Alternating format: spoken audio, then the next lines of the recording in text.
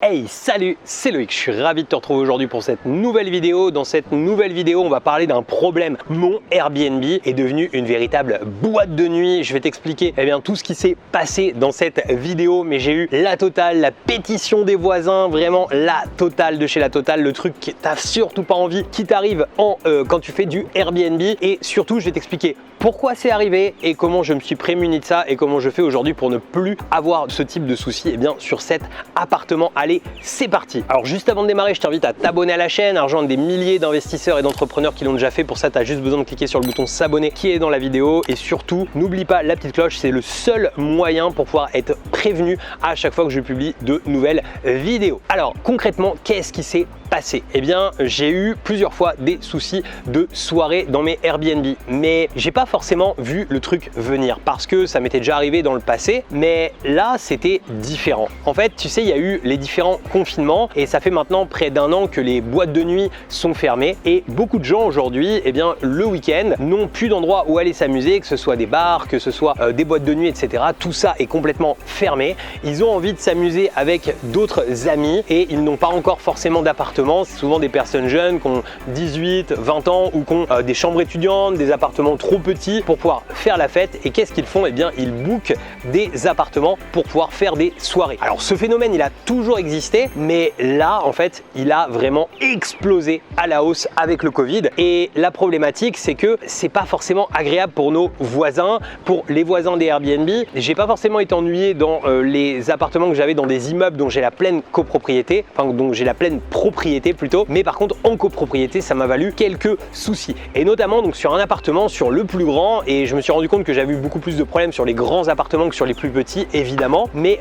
sur un grand appartement c'est allé relativement loin puisque j'ai des locataires qui carrément n'ont eu rien à faire, se retrouver avec la police qui est intervenue, qui n'a rien pu faire, qui est venue 3 fois dans la nuit, bref une véritable embrouille, un truc comme j'avais pas du tout envie de vivre. Alors mon téléphone, moi il a sonné à 3 h du matin, mais en réalité je l'ai jamais su. En fait, la copropriété avait pas le nom de mon gestionnaire, mais avait le numéro de mon gestionnaire, mais avait mon numéro. Moi, j'étais à Dubaï et du coup, mon téléphone il était coupé. Quand je viens ici, je viens pour en général à peu près 3 semaines et sur ces sessions de 3 semaines, je coupe complètement mon téléphone français pour m'inquiéter d'autre chose. Donc du coup, j'ai découvert ça à mon retour. Alors, c'était pas forcément très grave, mais en tout cas, ça avait été loin. Il y avait des gens qui avaient vraiment le stress. Donc là, j'ai dû vraiment intervenir moi-même, prendre le syndic au téléphone, prendre 2 personnes qui étaient dans l'entourage qui avait eu très peur au téléphone et puis leur dire aujourd'hui on met des actions en place. Et j'ai commencé par mettre une première action en place que je t'invite à faire si tu as eu des problèmes comme celui-ci qui t'arrive,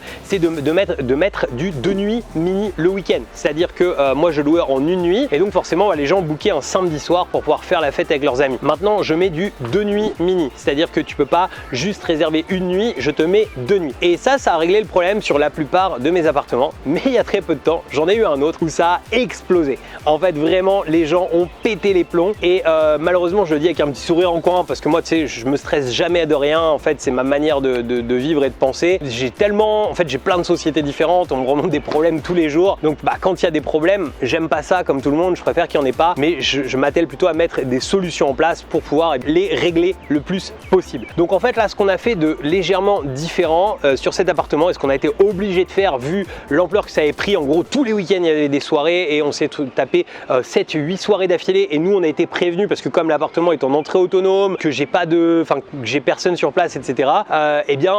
Finalement on s'est retrouvé avec 8 week-ends où il y a eu des grosses soirées et avant qu'on soit prévenu en fait par le syndic, etc. Donc forcément eux étaient très énervés, mais nous on le savait pas en fait, sinon on aurait pris les devants dès la première semaine. Donc qu'est-ce que j'ai fait en fait? J'ai supprimé, j'en ai la possibilité, j'ai supprimé l'entrée autonome, je suis passé en fait en 2 nuits mini sur cet appartement. Si je vois que c'est compliqué, je passerai peut-être même en 3 nuits mini, mais en tout cas je suis passé en 2 nuits mini et à partir de maintenant on a une personne qui fait des accueils physiques pour dire aux personnes voilà, s'il y a quoi que ce soit comme soirée, si on est prévenu, on débarquera et on vous sortira de l'appartement, même quoi qu'il se passe, parce que les soirées sont interdites. Alors effectivement dans les faits on n'a pas le droit de les sortir de cette manière, mais en ayant une certaine fermeté, on n'est plus du tout ennuyé pour l'instant sur cet appartement. Si ça devait arriver à nouveau, je te dis je passerai carrément en 3 nuits mini, mais en gros sur 90% des appartements j'ai réglé le problème avec du 2 nuits mini et sur Le dernier appartement sur lequel on a eu un souci, eh bien j'ai réglé le problème tout simplement en ajoutant une personne physique. Quand on répond à un humain, c'est complètement différent de quand on a juste une boîte à clés dans les mains. Donc en semaine, on n'est jamais ennuyé avec les boîtes à clés, etc. Ça se passe super bien avec les systèmes de serrure à code, etc. Par contre, c'est vrai que le week-end, là, c'était plus propice à pouvoir avoir ce genre de problématique. N'hésite pas à me mettre toi aussi dans les commentaires si toi aussi tu as eu ces problématiques, si ton appartement aussi a été transformé en boîte de nuit, si tu as été victime de beaucoup de soirées